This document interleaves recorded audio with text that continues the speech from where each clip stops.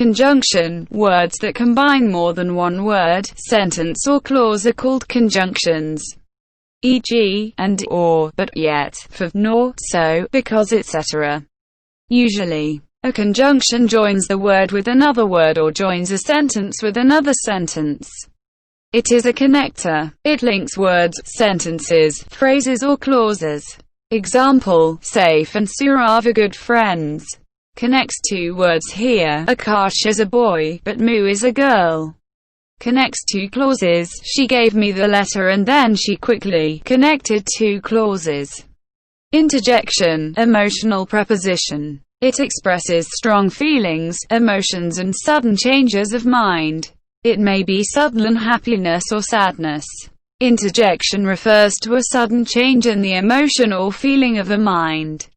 E.g., hurrah, alas, oh, bravo, ouch, etc. Example, alas, her father is dead. Hooray, we've won the game. Oh, what a beautiful girl she is.